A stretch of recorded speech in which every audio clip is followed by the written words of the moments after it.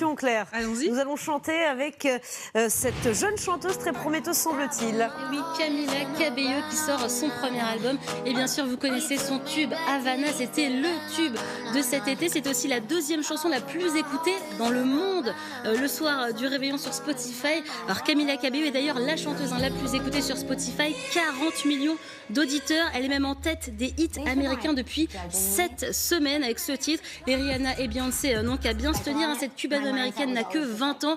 Elle joue de la guitare, elle écrit ses chansons, elle danse divinement bien. Alors elle a démarré dans l'émission X Factor. Après, elle a enchaîné dans un girls band pendant 3 ans. Et là, elle a pris sa carrière en main. Elle a collaboré, s'il vous plaît, avec Major Lazer. Elle a fait la première partie de Bruno Mars. Et elle sort donc aujourd'hui son premier album appelé tout simplement Camila. Écoutez ce que ça donne avec Havana et Never Be the Same.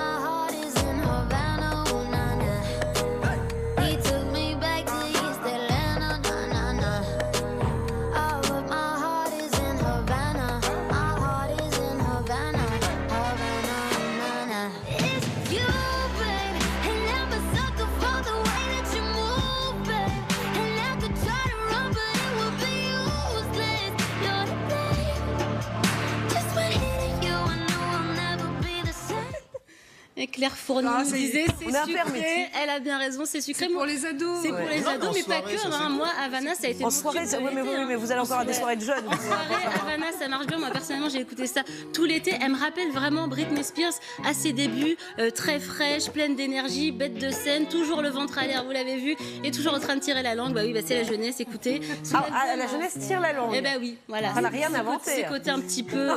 Oui, voilà, vous avez compris. Alors, album plutôt sympa, quand même. 10 titres, c'est de la pop, on a des rythmes cubains, on a aussi des belles ballades, guitare-voix, piano-voix. C'est vraiment le CD d'une fille de 20 ans qui nous parle de ses amours, de ses amitiés, de ses déceptions, de ses origines cubaines, du féminisme aussi. Elle s'autorise même quelques paroles en espagnol, c'est sa langue maternelle. Et elle a vraiment, vous l'entendez quand même, une superbe voix avec ce joli souffle, plein de possibilités. Et quand on lui demande comment elle décrit son premier album, voici sa réponse.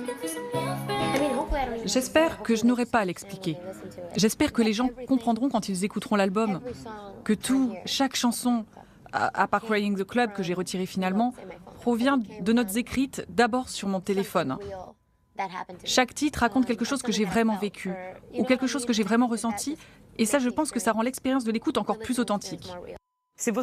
C'est beau, hein. C'est beau ce qu'elle dit. Ah, l'album sort aujourd'hui. Alors, si vous avez une ado à la maison, elle va vous traîner au magasin ou plutôt maintenant devant l'ordinateur. Vous voyez, parce que maintenant, on télécharge des albums légalement. Bien sûr, retenez bien son nom. On va en entendre parler encore longtemps. Et en plus, elle est déjà nommée aux Victoires de la musique américaine pour la meilleure artiste pop révélation. Ça promet. Merci.